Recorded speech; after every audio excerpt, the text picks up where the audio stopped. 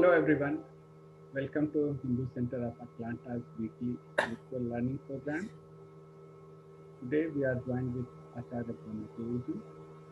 Brahmadev is delivering a lecture on the series Practical Application of Yoga in Daily Life.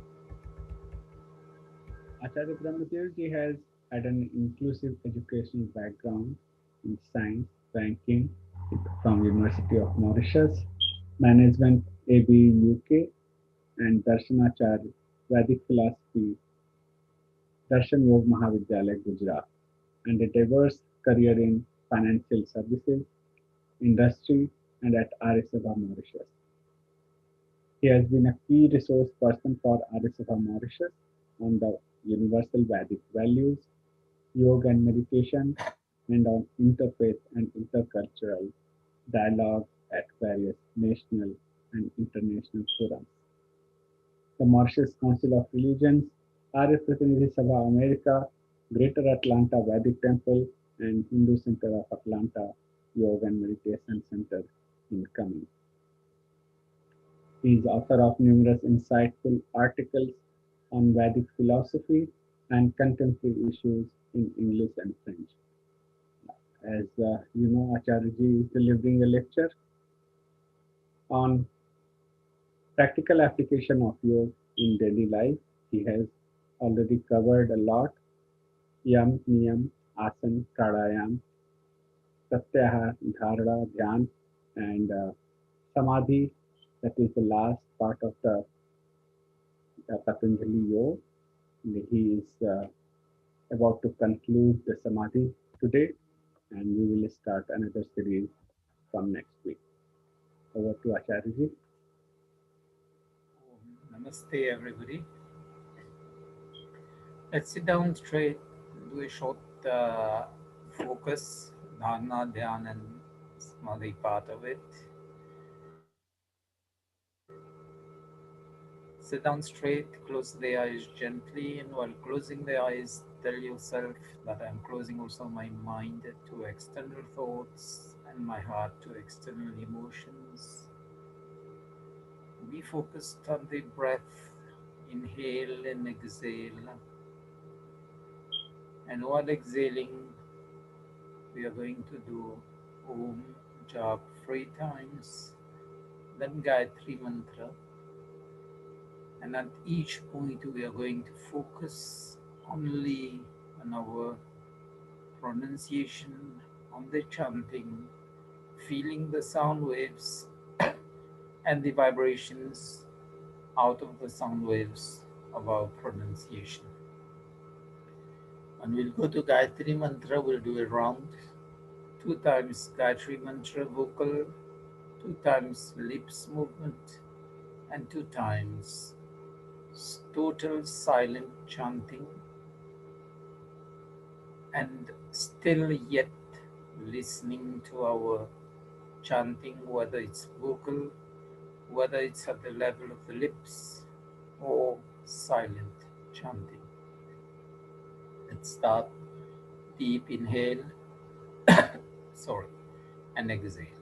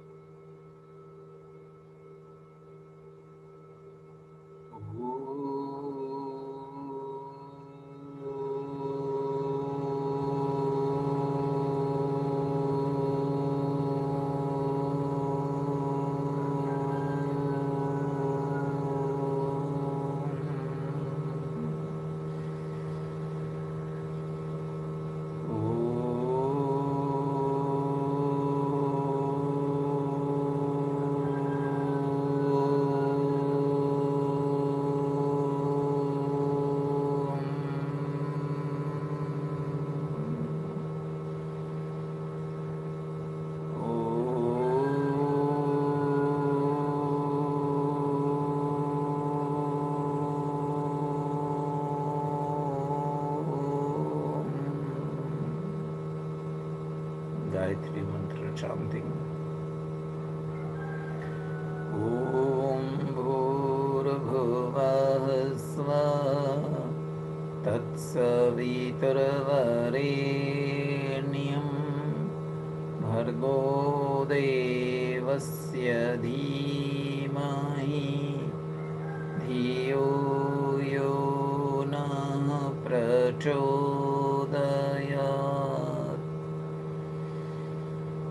ॐ भूर्भुवः स्वः तत्सवितुर्वरेण्यं भर्गो देवस्य धीमहि धियो यो नः प्रचोदयात्.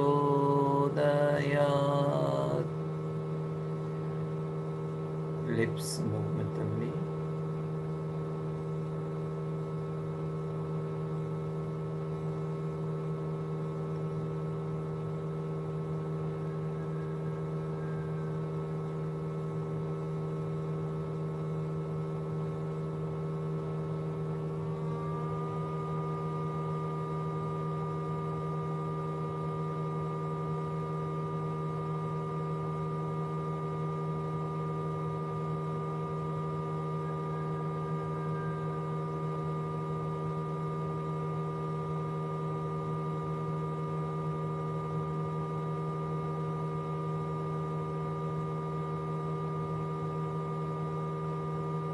Total silent chant.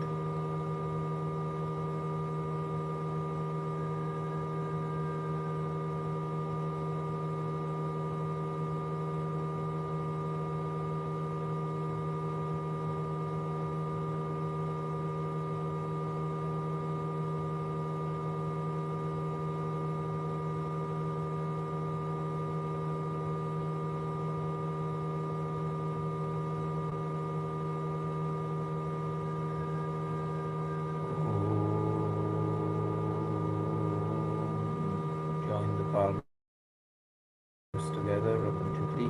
Cover the eyes and transfer the energy to the eyes, and the facial muscles gently open the eyes below the palms.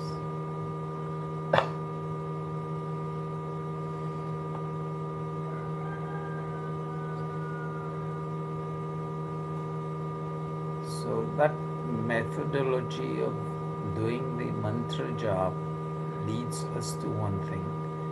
When we are doing vocal chanting, we are still at the gross level. And when we do lips movement, we start moving from the gross level to the subtle level. And finally, when we do the silent chanting, we are only at the subtle level. It shows how we can move from disconnecting to the gross level and reach the subtle level. And this is what dharana, dhyan, and samadhi leads us to. The last one is when we are totally absorbed, immersed in our chanting, silent chanting, still feeling the vibrations of the chanting. So that's an experience to be done and repeated. It's a very easy process and leads us to simple realization of the benefits of practicing yoga in daily life. And then pranayam, the breath control, especially when we do Om Jap, goes on that flow. We've taken deep breath and gradually, slowly releasing the breath, that brings us to breath control. Then if you want to practice pranayam, retaining breath on the outside and the inside, that becomes easier. And after pranayam, pratyahar, introversion of the senses, that also becomes easy. So chanting is a very easy way of walking on the path of yoga after yama and niyam. So the final stages today we'll be looking at. It says Vishesh Darshan Atma Bhavana Vinivritti. From that vision of distinctness between the soul and the body, we realize that beyond this body we are the soul, and this is the soul which connects to our body, which connects to matter, which connects to Ishvara.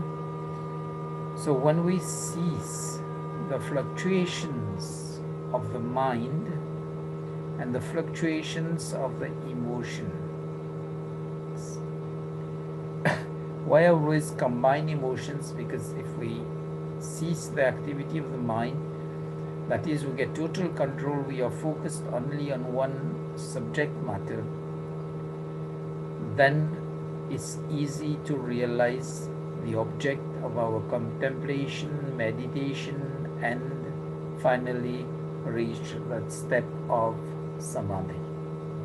Then it says the mind becomes inclined, and the mind becomes inclined towards what?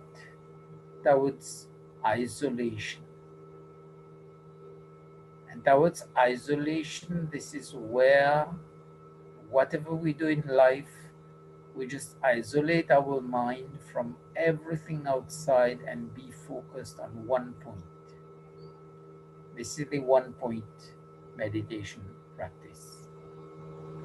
And what happens is that the perception of other things just subside. And when the perception of other things subside, it brings us to better focus in daily life. And it is at that time, even the predominant sanskar, that is the imprints of our habits in life, starts changing.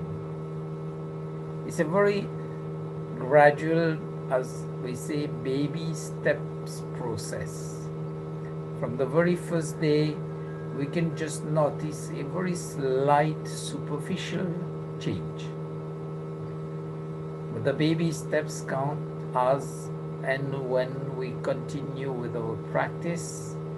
We can see once we sit down, we can totally disconnect from the whole world and be in the subject matter of what we are doing. And likewise, the klesh of avidya, asmita, rag, dvesh, abhinivesh, ignorance or false knowledge, avidya, asmita, the concept of me, mine, and myself. I'm just aware of the body, and my identity is limited only to that. That also drops. Rag, inordinate attachment. We are just going to use the discriminating knowledge that everything to which we are attached, one day we need to part with that. Like a set of new clothes, we'll use it, and when it becomes old, we need to part with that. And we become aware that even the rag within that same body which we have starts dissipating, because we become better aware that one day we need to leave that. Then dvesh, hatred. Hatred towards anything. We'll be having hatred towards the wrongdoings, but not towards the wrongdoer, because towards the wrongdoer we'll be compassionate. And then abhinivesh is the fear of death. That also will subside, because we are totally aware that this body has a lifespan, and after that lifespan, we need to leave that. So it enables us to overcome the klesh, and this is what we pray for in Gayatri Mantra in terms of bharga. It says, bhargo devasya dhimahi. So bhargo is, the key word is bharga there, but due to the conjunction with the other words, then becomes bhargo. So we realize the object of what we are praying for in other mantras by the practice of yoga. Then when that sense of disinterestment comes in the meditative knowledge, that is what we say, prasankhyan jan or Ishwar pradatta dhyan. We have the complete discernment,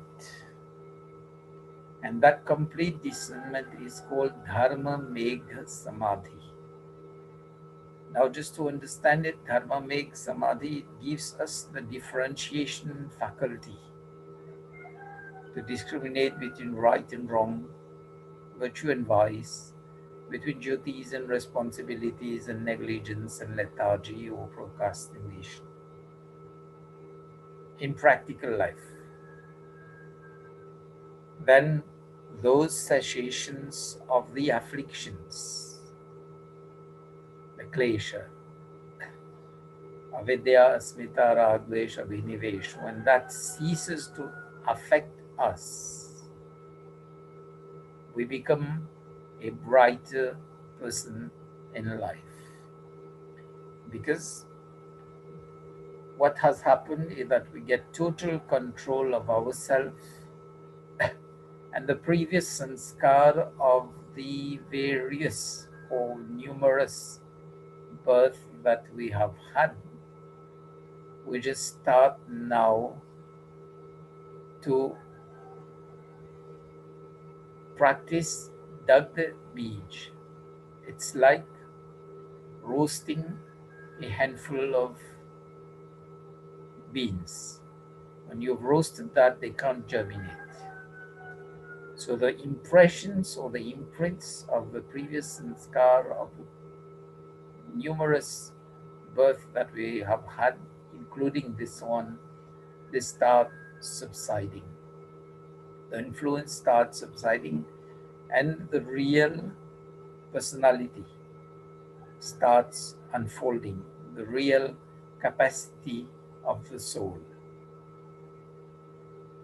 And that knowledge, which is obtained when all the impurities, all the avaran, avaran means the objects that, just like the eclipse, when you have the eclipse, it's the shadow of the sun covering the moon, or the shadow of the moon covering the sun, in the two types of eclipses that we have.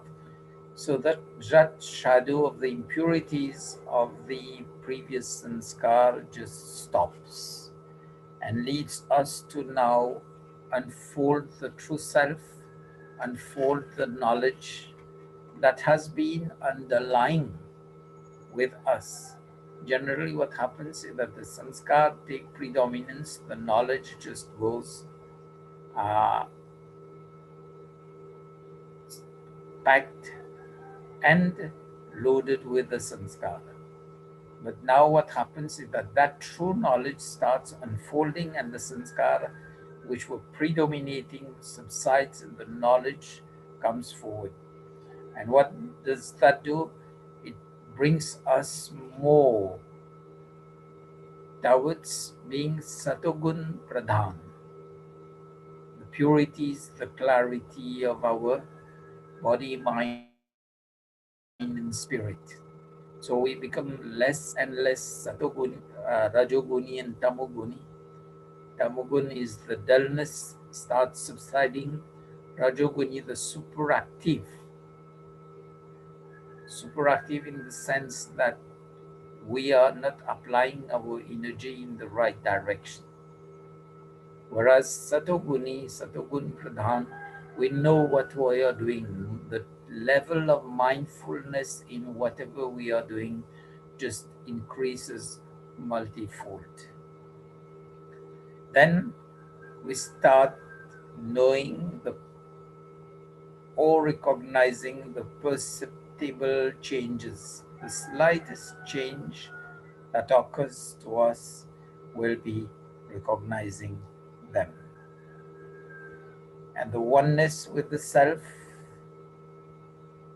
and the connecting that with the oneness of the Supreme Self, that is Atma and Paramatma. When we realize that connection, that is Kaivalya.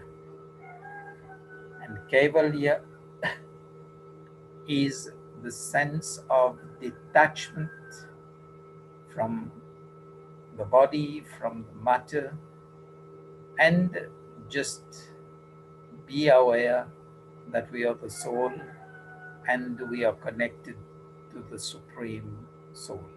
आत्मा और परमात्मा का संबंध. So that goal of consciousness of the ones are devoid now of even tamoguns, rajogun, and satogun. We are totally absorbed and dissolved in the supreme awareness. And totally absorbed in the supreme awareness, it leads us to the power of consciousness. And that power of consciousness reveals its own form.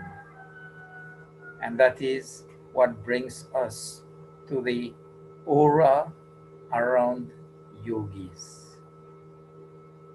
They need no introduction by the fragrance of their personality, like we pray for in the Mahamrityunjay mantra, Urvaruk Miva Bandhanan Mrityur Mukshiyam Amrata. So that fragrance of our personality is revealed. And the fragrance of our personality is revealed by our thoughts, by our words, and by our physical actions. And that is the holistic approach which leads to liberation from the cycle of birth and death, to realize that we are now on the path of Mukti Moksha. It's all karma based, and karma based is going on slow, gradual practice, regular practice, constant practice. And it can be done from now on till whatever remains in our lifespan, but it starts now with ourselves. It's only our efforts which count, nothing and nothing more. Whatever be the environment, it says, the yogi, even if he sits down in a marketplace, he can go into the level of going dharana, dhyan, and samadhi. It's just like when we are in the marketplace and our phone rings, we just take our phone and start talking. We are connected to that person. But what happens is that the effect of the market around us just disappears. And the yogi just does the same thing.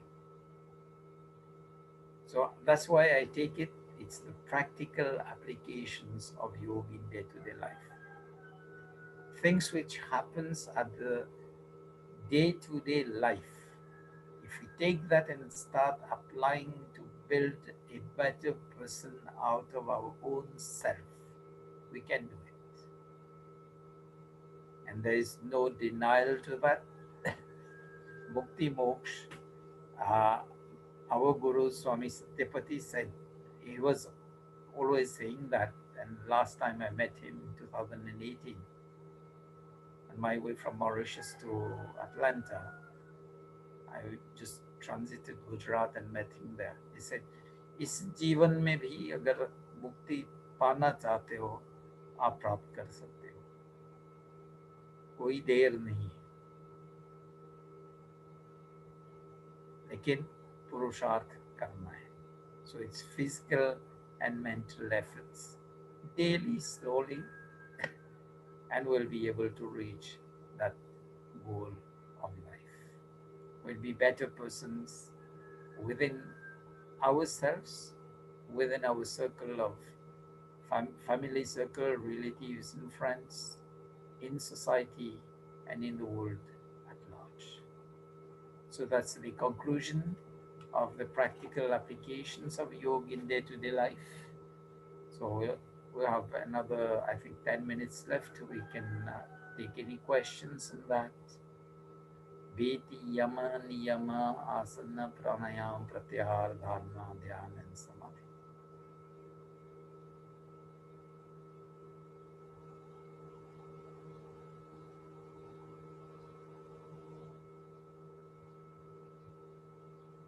You need to unmute yourself for the questions. It's so vast that we need to do more studies before we can have some more questions. But it was very nice series knowing all these things. You have summarized it uh, very nicely, and if we understand even 10%, 20% of that also with this series, whatever we have heard you in last several weeks, that will be really beneficial. But uh, this is recorded over the our YouTube channel, which we can always go back and listen all these things. Uh,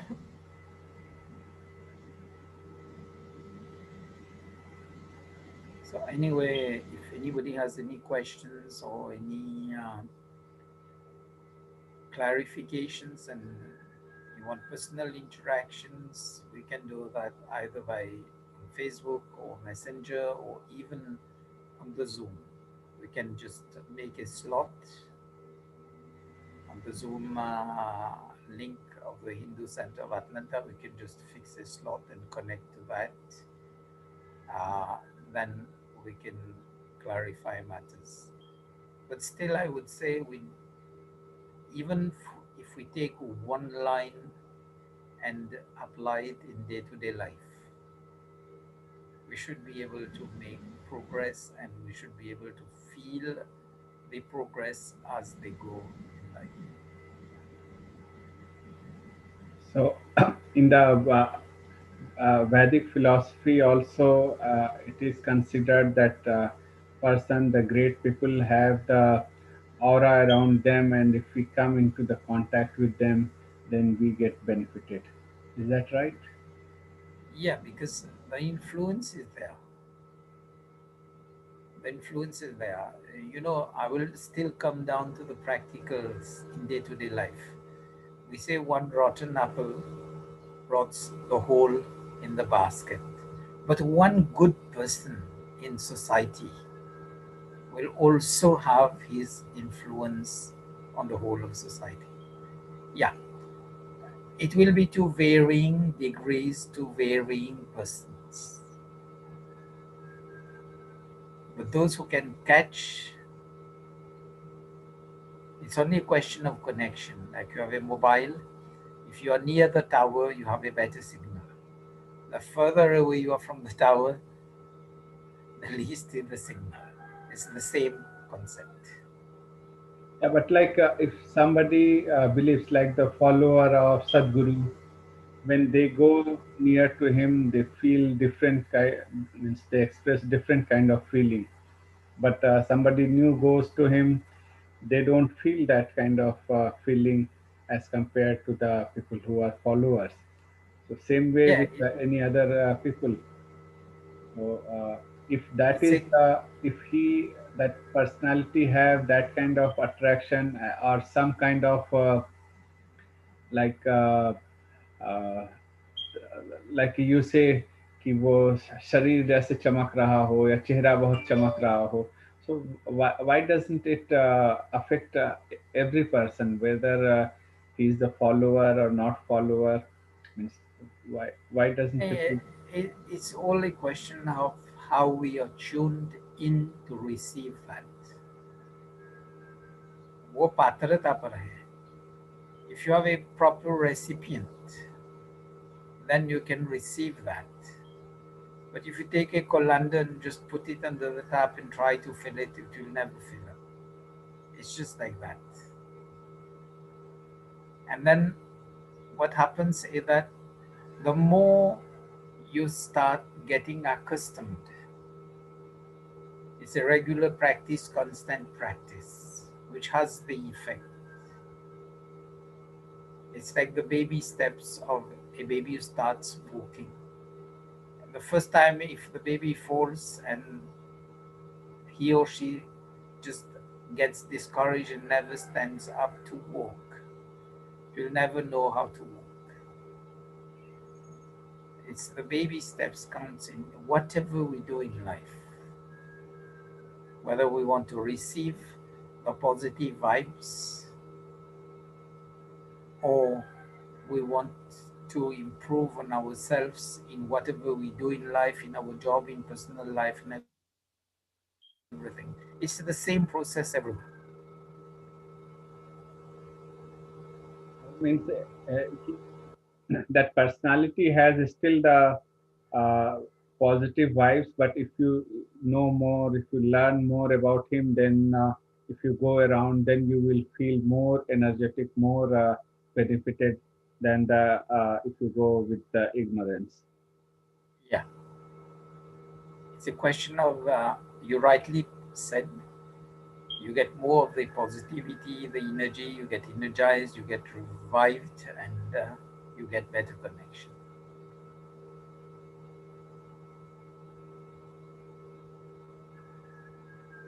Okay, So, I what we think tried to do in this series is just to bring it to the, as we say, to the down to earth methodology of how you can benefit us in all aspects of our life.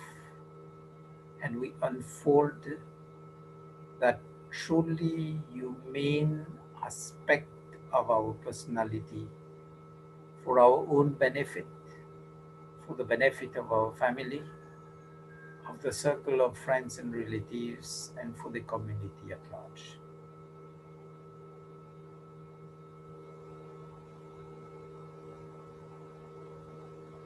yeah, yeah.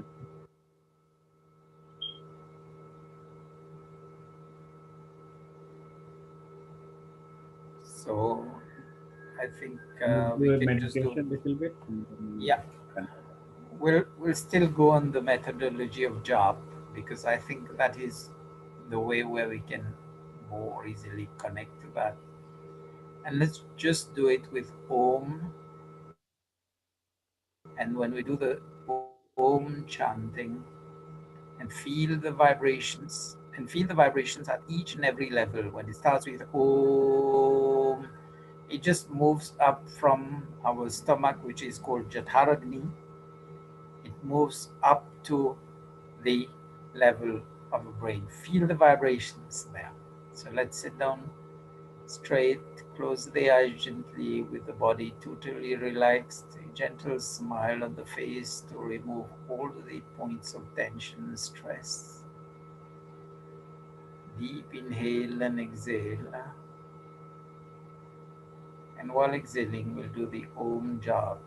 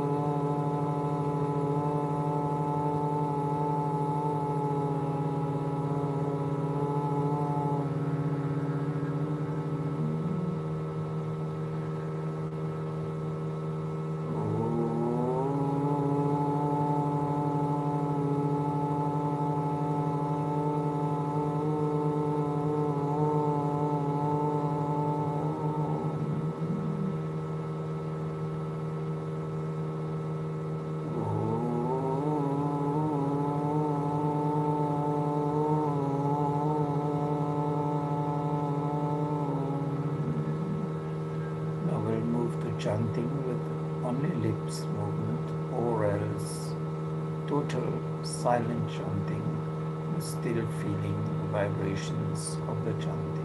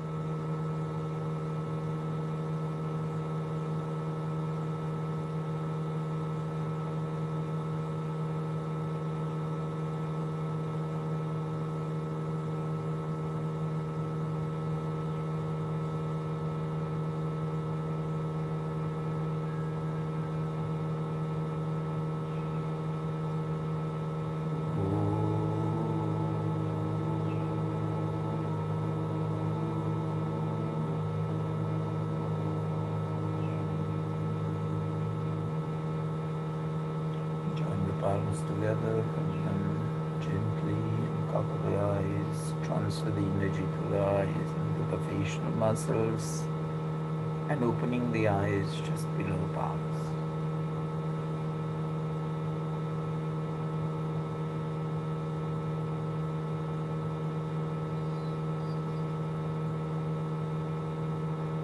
So our next subject would be the Ishopanishad.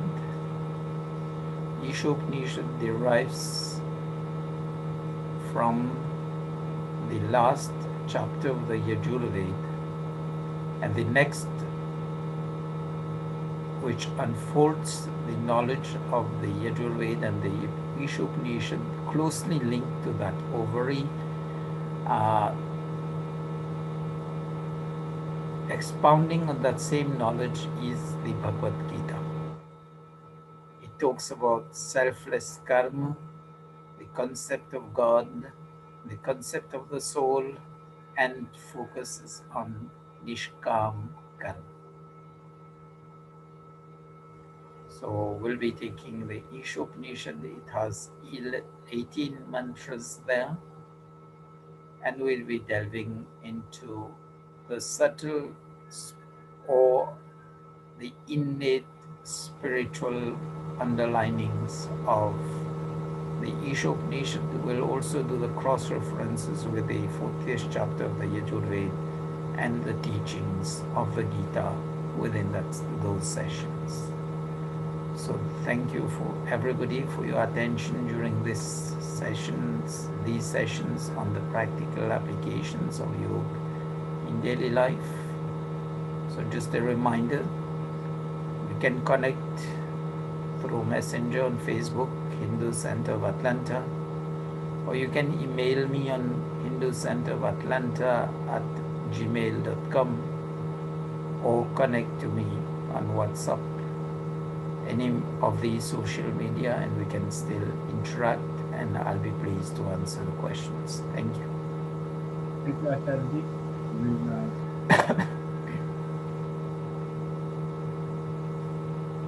Om, I can't hear you.